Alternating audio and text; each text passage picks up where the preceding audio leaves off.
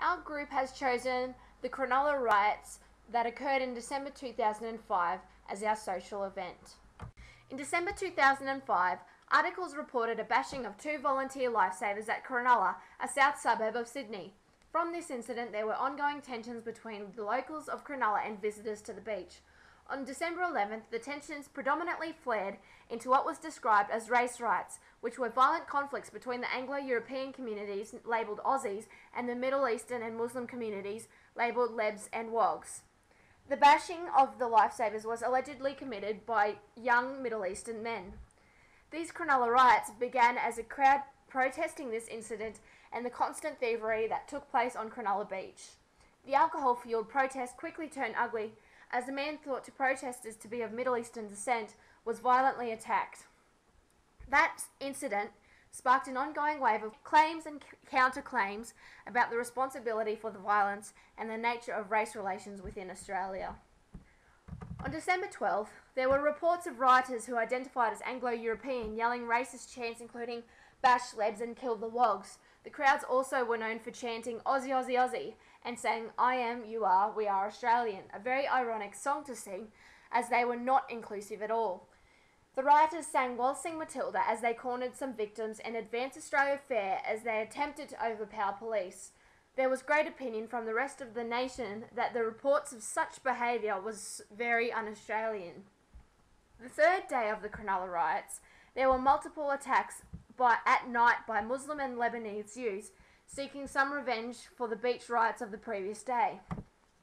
Many residents and reporters were warned continuously to stay off the streets as a huge crowd gathered to smash cars, trash businesses and bash outsiders, consequently destroying anything in their path. Police tried to control the crowd but failed to turn back the carloads of rampaging youths. A call to arms soon followed through text messages involving revenge attacks from both the Aussie and Arab communities. On the 14th and 15th of December, there was a second meeting that took place between rival surf gangs and Lebanese community leaders to further attempt to ease some tensions and demonstrate cooperation between the groups.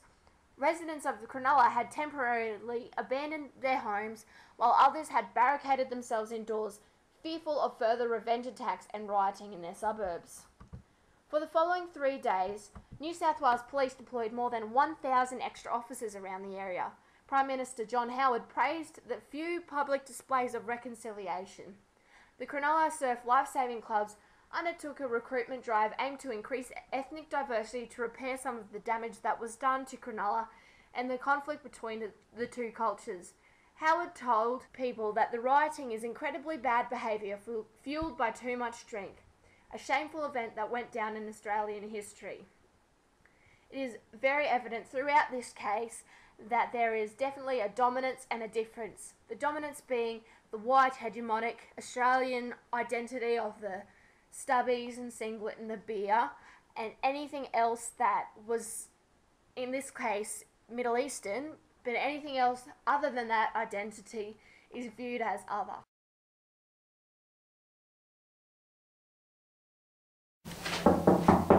Yes, hello. Hi, can we come in for a minute? Absolutely, come on in. How can I help you ladies today? Okay, well, what happened was the other day Beck and I were discussing the Olympics and we were just thinking about the beauty of how one sports event can unite the world into a multicultural society that values difference.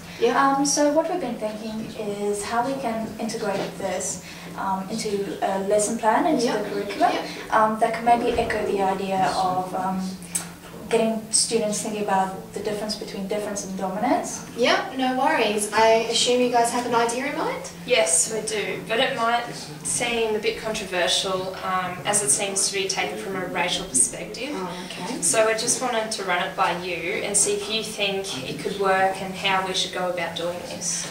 Was this to be implemented in the Year 9 classes you both teach? Yes. Yes, okay. Well then go right ahead. Well, basically what we want to do is not so much give a lesson that imposes right or wrong views, but simply gets the students involved in what's thinking about how different cultures or races have different dominating views about what is seen as different. and how difference doesn't have to be seen from any perspective to be deficient or delinquent, and therefore in need of redeemation, but rather than the difference as a signifier of the self and self of belonging.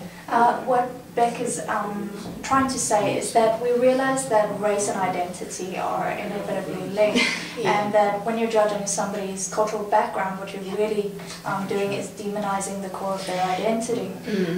So although we don't have any misconceptions about stopping racism at any point, what we really want to do is create an awareness in the students that will maybe take a step in the direction of Australian truly multicultural society. Yes, a big topic to take on, ladies, and one that could be very tricky, but implemented correctly could be very, very useful for students.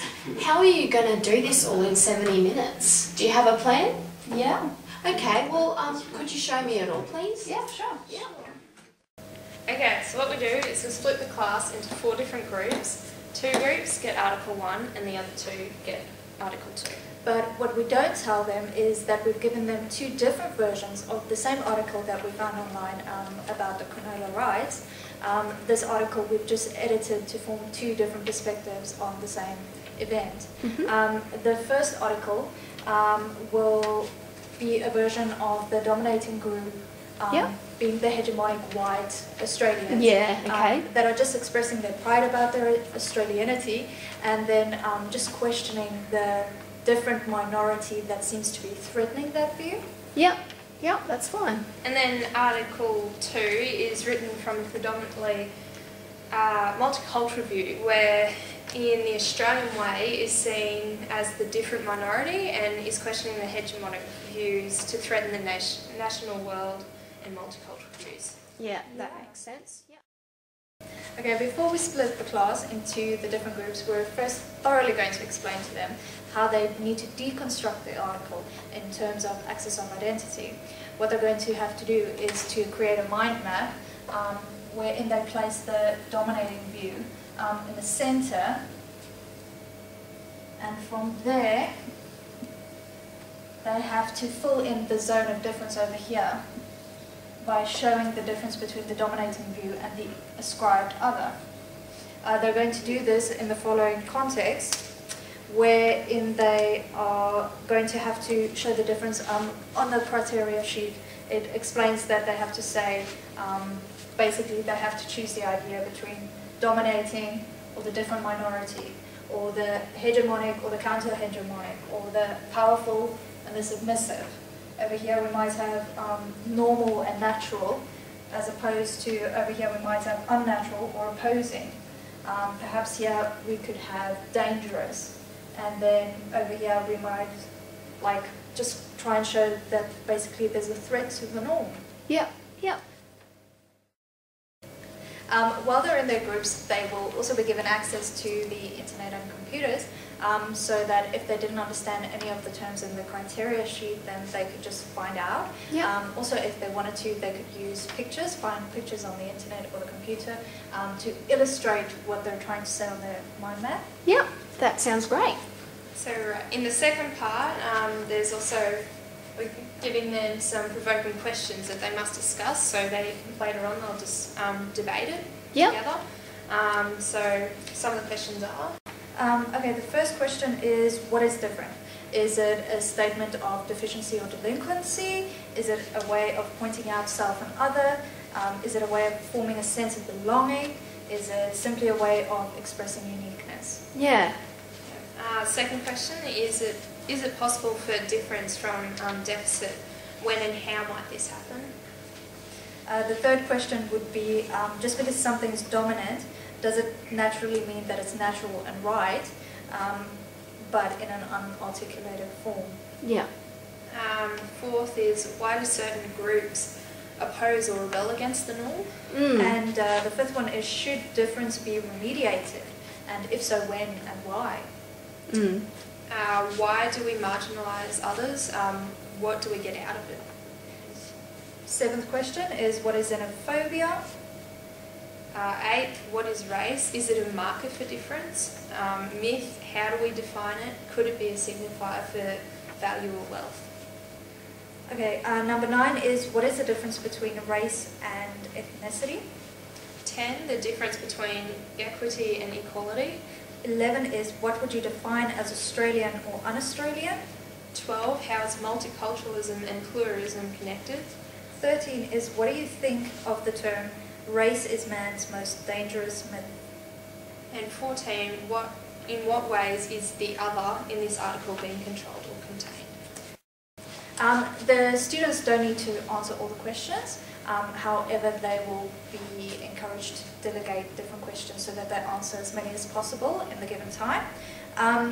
Once they have created their cohesive description of their analysed article, the class will then be brought together where all the mind maps will be placed on the board for everybody to see. The idea is here that the students will obviously notice that there's a big difference in each of the mind maps. From there, the teacher will explain that they have been given different versions of the same article, and through the charts, she will singularly point out how easily people are seen as different, just depending on who is dominant. And then the class in whole, together with the teacher, we will come together to construct one unified mind map to recognise the similarities in different views and how different cultures and subcultures have different dominant groups. Also, how these groups from sociological and political hegemonies within each culture and subculture.